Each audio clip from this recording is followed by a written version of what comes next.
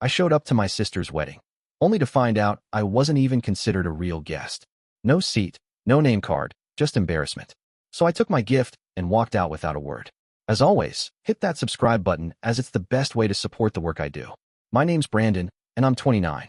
If you'd asked me a few weeks back, I'd have said my family was the usual kind of messy. You know, snide remarks at holiday dinners, my mom clearly favoring my younger brother Tyler, and my dad floating through life pretending nothing was ever wrong. Annoying? Definitely.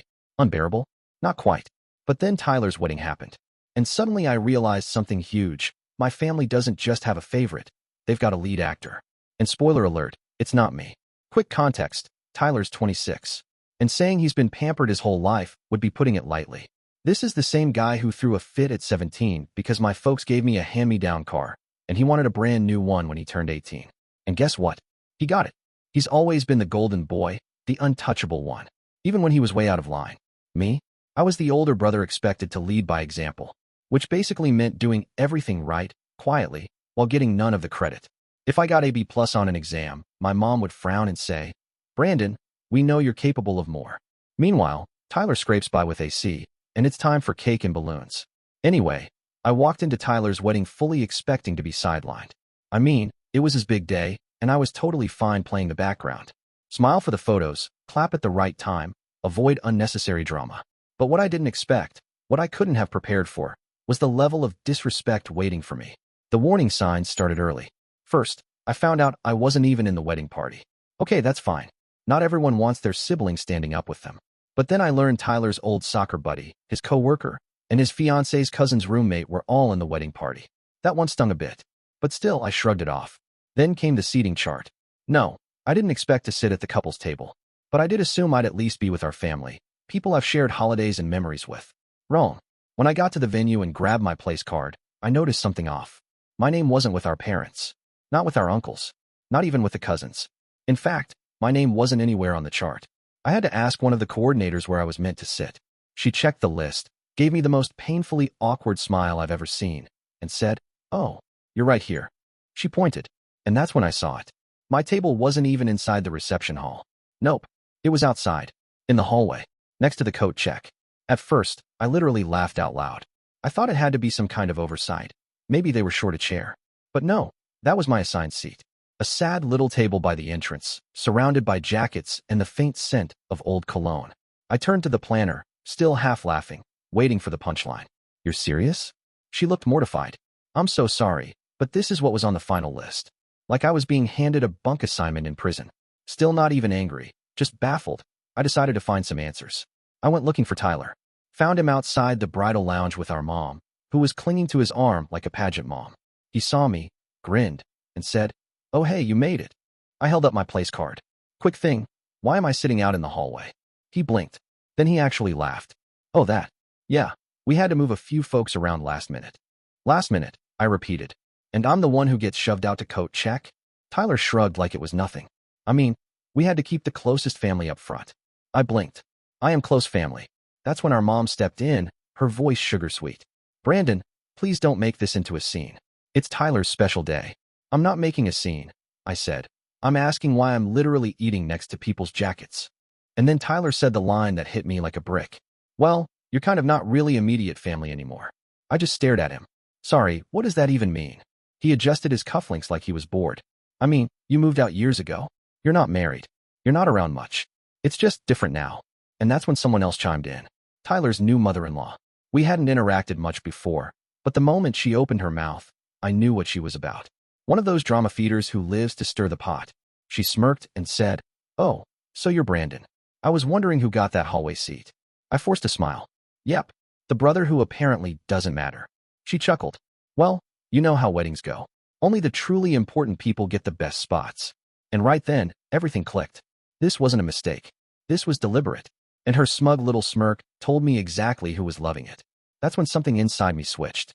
I wasn't going to sit quietly and let them shove me aside. And I definitely wasn't leaving without stirring the pot. I took a breath, fingers still curled around the place card. "All right, game on." I turned to her with a soft, sympathetic smile. "You know, it's funny. Tyler was really stressing over the seating chart. Said he didn't want anyone too close to the front, especially, you know, the ones he thought would ruin the photos." "Tyler, who'd been half listening, suddenly stiffened. His mother-in-law raised a brow. Oh, I nodded slowly. Yeah, said he was worried about certain people, their outfits being, a bit much. Her smile faltered. Excuse me. Tyler's face lost all color. Bran. Oh, and he was super anxious about the speeches too, I added. He told me, and I quote, if she gives a speech, I swear I'll lose it. She'll just make it all about her. I gave her a pointed look. His mother-in-law turned toward him sharply. Is that true? Tyler let out a nervous laugh. Of course not. Brandon's just. Oh, and the bachelorette party. I gasped. How could I forget? Tyler spent the whole time trashing you. Said he was counting the days till he didn't have to pretend to like you. That was it. Game over. Tyler's fiance's mom snapped. You ungrateful little snake. She launched into a tirade so loud, even the band stopped playing. Tyler tried to calm her down.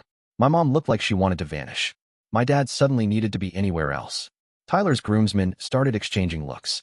The bridesmaids whispered behind their hands. And Tyler? He just stood there, mouth open, unable to do anything but take the hit. I just folded my arms. Funny how being pushed out makes a guy speak up, huh? My mom hissed. Brandon, stop this. I tilted my head. Why? Because it's a scene? Seems like nobody cared when I got shoved out of the reception entirely. By now, half the room was watching. I could hear murmurs spreading. Good. Let them see. Let them finally see. Even Carter, the groom, who'd been MIA this whole time, finally wandered over, eyebrows drawn tight. What's going on here? He asked, confused. That's when Linda, his mom, turned her wrath straight at him. I'll tell you what's going on. Your wife has been bad-mouthing me for months. She's an ungrateful, sneaky brat. Carter blinked. Wait, what? Linda jabbed her finger at Jess, my younger sister, who now looked like she wanted to melt into the floor. She's been mouthing off about my dress, my speech, everything. Says she's only putting up with me until she doesn't have to see me anymore. Carter turned slowly to Jess. Is that true? Jess shook her head way too hard. No. I mean, not exactly. Linda rolled her eyes. Oh, not exactly. Sure. And I'm the Queen of England. She gave a sarcastic little laugh. And here I thought you actually cared about this family. Just like that, it turned into chaos. Linda and Jess were snapping at each other. My mom was flapping her arms, trying to mediate. My dad looked like he regretted every life decision that led him to this moment. Carter was stuck in the middle like a deer in headlights. And me? I stood off to the side, sipping my wine like I was watching live theater. Honestly, it was kind of beautiful. But the best part? I wasn't even done yet. Jess's voice was hitting a new octave as she whipped around to her new husband. You're taking her side? She shrieked, pointing at me. Carter was still reeling. His jaw was tight, and his eyes darted around at all the people now openly staring. I don't even know what to think right now, he muttered. Did you actually say that stuff about my mom? Jess threw up her hands. It was all taken out of context. I raised my eyebrows. Oh, of course. The good OL context defense. I mimicked air quotes. Oh no, I was just kidding. That's not how I meant it. My voice went flat. Cut the act, Jess. You got caught.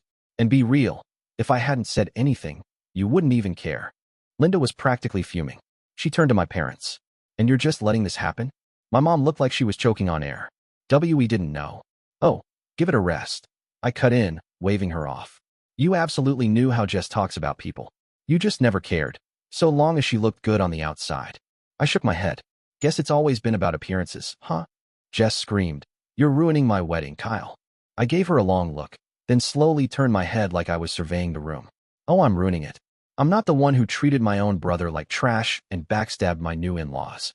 I looked at the other guests, many of whom were now gawking like they were at a soap opera taping. So, what do you all think? Who's the real problem here? A few people immediately looked away, didn't want to get involved. But one of Jess's bridesmaids leaned toward the girl next to her and whispered something. The other woman snorted, loud enough to make Jess turn on them. You think this is funny? She hissed. The bridesmaid smirked. I mean, kinda. Jess's hands clenched into fists. She looked ready to explode, but I was already bored.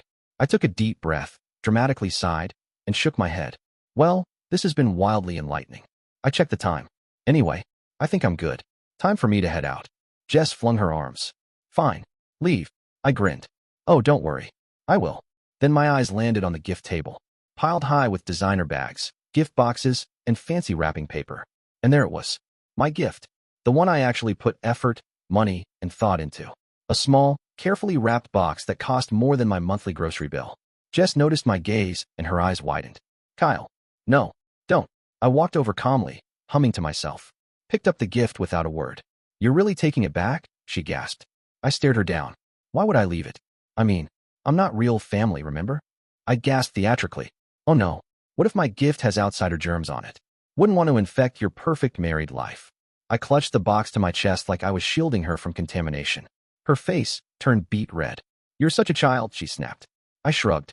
Maybe, but I'd rather be a child than a two-faced liar who plays sweet but talks trash behind people's backs.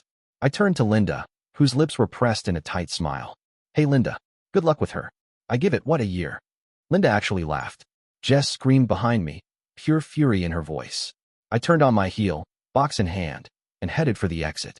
The tension in that room? Thicker than the fondant on their $500 wedding cake. Music had stopped. Guests were whispering. Every eye was on me, and I was loving every second. At the door, I paused, glanced back at the human disaster I left in my wake. Jess was still in meltdown mode, red-faced and flailing. Linda was mid-rant. Carter looked like he regretted being born. And I was walking out with my gift, my dignity, and the best wedding memory ever. My parents looked like they wanted to vanish into the floorboards. Zach, the groom, was frozen in place, probably wondering if he'd just ruined his life. And me? I gave a slow wave, a smirk tugging at my mouth. Hope the dream wedding's everything you wanted, Jess. Then I turned and walked out. I didn't bother glancing back. I already knew I'd set that whole room on fire, and honestly, it was even more satisfying than I'd imagined. As the doors clicked shut behind me, I exhaled and adjusted the weight of the wedding gift tucked under my arm. Childish. Maybe. Fulfilling? Absolutely. The drive home was quiet. I replayed every chaotic second in my head. Jess shrieking, Mom panicking, Dad stunned silent, Linda going nuclear. It was glorious. But I also knew that storm was far from over.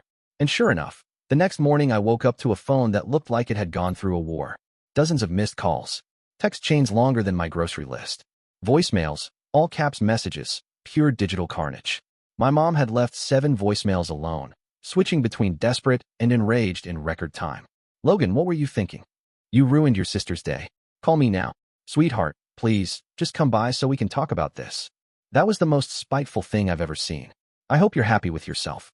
I hope you are. Spoiler, I was. Very happy. But the real prize? Jess's texts. They were something else. We're done. Don't ever speak to me again. How could you do this? You completely ruined my wedding. You took your gift back? What kind of monster does that? I hate you. Seriously, I hate you. I chuckled while sipping my morning coffee. If she thought a handful of tantrum texts was going to guilt me, she really didn't know me at all. But then, surprisingly, a text popped up from Dad. No all caps. No ranting. Just one line. Call me when you have a minute. I stared at it. Dad was never the one to step into drama. He always let Mom and Jess dominate the chaos while he quietly stayed out of the blast radius. So the fact that he was reaching out meant this was bigger than I thought. I called. He answered on the second ring. Logan, he said, tired. There was a long pause. Then a sigh. Why would you do that? I snorted. You really want the list? Another sigh. And then a chuckle. A low, dry, weary laugh. Yeah, he said. They kind of had that coming. Wait. What? You agree with me? I asked, genuinely stunned. I didn't say that, he replied carefully. But his tone had shifted. I saw what happened. The way your mother and Jess treated you. It wasn't okay. I leaned back. So I'm not the only villain in the group chat? He hesitated. Not the only one. Then he filled me in on what happened after I walked out. And oh man, I thought I'd done damage. Apparently, I just pulled the pin. What followed was the explosion. Linda had lost it. She ripped into Jess right there in front of everyone, demanding to know if what I said was true. Jess panicked. Tried to lie. Tried to downplay it. But Linda had already been suspicious for a while. I just confirmed it. By the time dessert was supposed to be served, Linda had all but cut Jess off. The groom? Zach was livid. He'd thought Jess and his mom had this amazing bond. Finding out she'd been fake the whole time, and learning it in front of 100 people? Yeah, not exactly a fairy tale beginning. Dad said Zach and Jess had a huge fight that night. Like, maybe we should rethink this marriage kind of fight. And my parents? Caught right in the middle. Mom tried to spin things, of course, but Linda wasn't having it. She blamed Mom for raising a spoiled, manipulative daughter and said she didn't want Jess near anyone in her family again. The whole thing? Complete meltdown. So where are we now? I asked, grinning. Dad exhaled. Jess is, well, not doing great. Shocker, I muttered. She's blaming you for everything, he added. Says if you hadn't said anything, none of this would have happened. I laughed. Of course she does. Accountability has never been her strong suit. Then came the real kicker. She wants you to apologize. I literally choked on my coffee. What? She thinks it's the only way to fix things, Dad said. That if you take the blame, Linda might forgive her. I couldn't stop laughing. Yeah, not gonna happen. Dad sighed again. I figured. And, honestly, I don't think you should. I blinked. Wait. Seriously. I saw everything, Logan. And maybe it was about time someone finally told her the truth. That hit harder than I expected. Hearing Dad say it out loud, it meant more than I wanted to admit. So now what? I asked. Well, he said, your mom's still trying to smooth things over with Linda, but I don't think it's working. Zach's barely talking to Jess. And Jess? She's a wreck. Good. I didn't say it out loud, but I wasn't sorry. Not one bit. Jess had spent years treating me like I was some disposable side character in her life. Always demanding. Always expecting me to fall in line. Well, not this time. Dad cleared his throat. I just thought you should know. Your mom, she'll probably call again. She can try, I said, shrugging. I'm not answering. He gave a quiet laugh. Yeah, I get that. And just like that, we ended the call. It's been a few weeks since the wedding. Jess still hasn't reached out, at least not to take responsibility. She still thinks I blew everything up. Still expects me to come back and fix what she broke. But I won't. No regrets here. If anything, I'm proud of what I did. As for the marriage, let's just say I wouldn't be shocked if that wedding album ends up in the trash before the honeymoon tan fades. So what do you think? Was I too harsh? Should I have just smiled and let her walk all over me again? Or did Jess finally get exactly what she had coming? Let me know. I could use a good laugh.